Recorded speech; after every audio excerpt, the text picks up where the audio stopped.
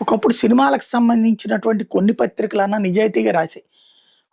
నటుల మధ్య గొడవలు, నటుల వ్యవహార శైలి ఇట్లాంటి ఒకళ్ళిద్దరన్నా రాసేవాళ్ళు. దాంతో కొంచెం బాధ్యతగా ఉండేవాళ్ళు. ఇప్పుడు సినిమా పరిశ్రమకి మంది ఎక్కువైతే మజ్జిగ పలచనైనట్టు ఇన్ని పేపర్లు, టీవీలు, డిజిటల్ నెట్వర్క్‌లు వచ్చేటప్పటికి నిజాయితీగా రాసే దమ్ము ఎవరికీ లేదు. ఎందుకంటే అలా రాస్తే గనక సినిమా ఇండస్ట్రీ వాళ్ళు మనల్ని పక్కన పెట్టేస్తారు, తొక్కేస్తారు అన్నటువంటి ఉద్దేశ్యంతో రాయట్లేదు. దాంతో సినిమా ఇండస్ట్రీలో ఒక పెత్తనం ధోరణి పెరిగిపోయింది. మీడియా అంటే చాలా చులకన భావం పెరిగిపోయింది.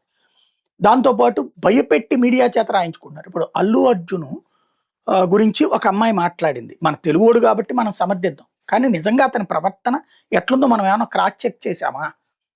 మన హీరోలందరూ గూడా నన్నంటుకోబాకు డాష్ డాష్ కాకి అన్నటువంటిదే ఉంటది అక్కడ. మనోళ్ళు చాలా అతిశయం ప్రదర్శిస్తారు. హిందీ సినిమాల్లో హీరోలు చూడండి, స్టేజీ మీద డాన్సులు గూడా ఏస్తారు.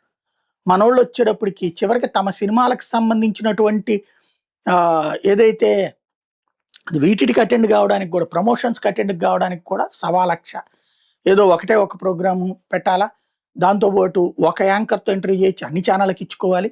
ఇట్లాగా హిందీ వాళ్ళు గాని, మిగతా రాష్ట్రాల్లో ఉన్నటువంటి భాషల్లో ఉన్నటువంటోళ్ళు ఎక్కడో ఎందుకు డబ్బింగ్ సినిమాలకు కూడా తమిళ్ హీరోలు వచ్చి ఇక్కడ అటెండ్ అవుతున్నారు. 'కార్తీను', 'సూర్య' లాంటి వాళ్ళు కూడా మాట్లాడుతున్నారు, ఇక్కడ పార్టిసిపేట్ చేస్తున్నారు.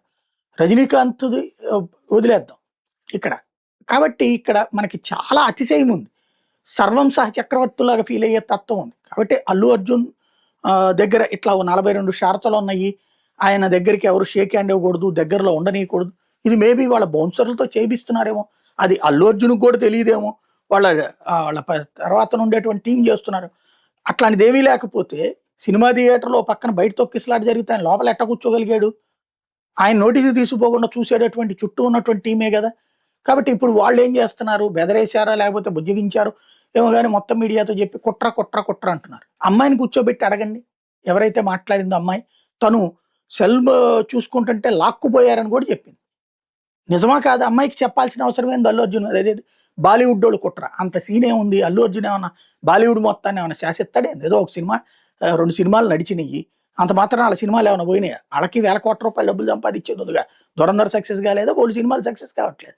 ఊరికినే అదొక ఫాల్స్ ప్రెస్టేజ్ స్టోరీలు రాయడం మానేసేసి వాస్తవం ఏంటో తెలుసుకుంటే బెటర్.